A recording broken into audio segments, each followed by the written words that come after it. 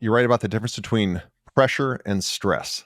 Yeah. And I'd love for you to comment just on, I think those two get conflated way too much.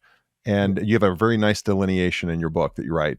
Yeah, people use them Again, synonymously. Like yeah, sometimes they'll say, I feel stressed just because they're used or the society says it. Oh, I'm so stressed right now. That was stressful. But like when you look at it, it may not have been. So the way I see it is stress is when you're in a situation where you have no control. Pressure is where you do. Michael Jordan at the end of a game, when he gets the ball with 1 second left and he needs to make the shot, he feels pressure. The fans feel stress. yeah, When the doctor's got to perform a life-saving surgery, he feels pressure. The family in the waiting room feels stress. So pressure is when you have control of the outcome.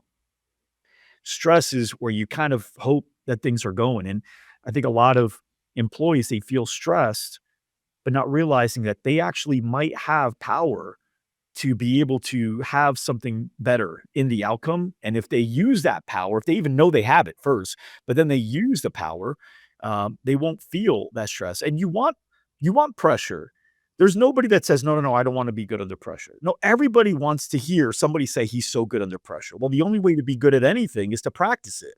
If you want to be good at piano, you practice piano. You want to be good at cooking, you practice cooking. You want to be good at under pressure, you practice being under pressure.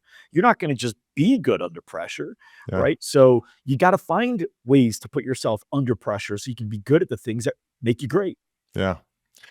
It was clarity for me because I know at times I'll say I'm stressed when really I'm just under pressure. I have control over it. I've just, it's just a lot, but it's pressure. And I think that, it's funny, after I read that, I kind of set it down and thought about it for a second.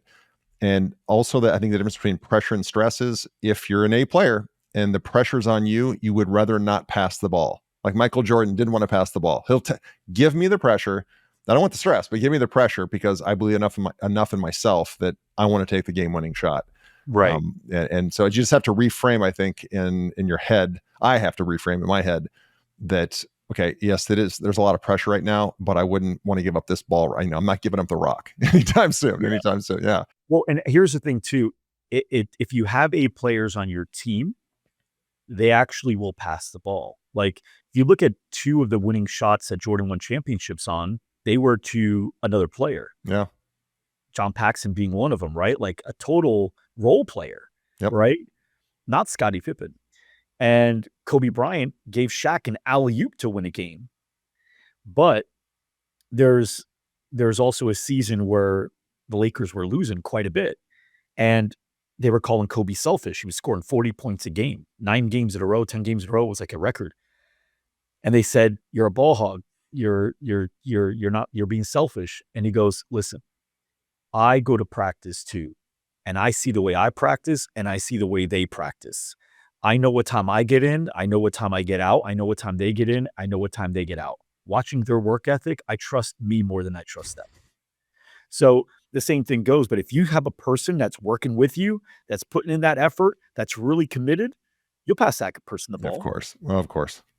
Of So course. that's why Yeah. A players get relieved, right? Yeah. It's not, I have another person I can bounce off of. It doesn't have to just be me. We can win. A players want to win. That's another difference too. A players don't need to be the man. A players want to win. That's what they care about. Yeah. And so when you see another person that wants to win like you and is willing to do what it takes, you get relieved because your probability of success goes up. But if you're a C player, you just don't want to fail. You just don't want to get fired. Right. And so when an A player comes in and now they start raising the bar, that intimidates you because now you might have to work harder because they're working so much. There's actually a clip in a movie. I can't remember what movie, but they were mad at this guy that came in. It was like his first day and he's working really, really hard. They go, "Hey, what are you doing?"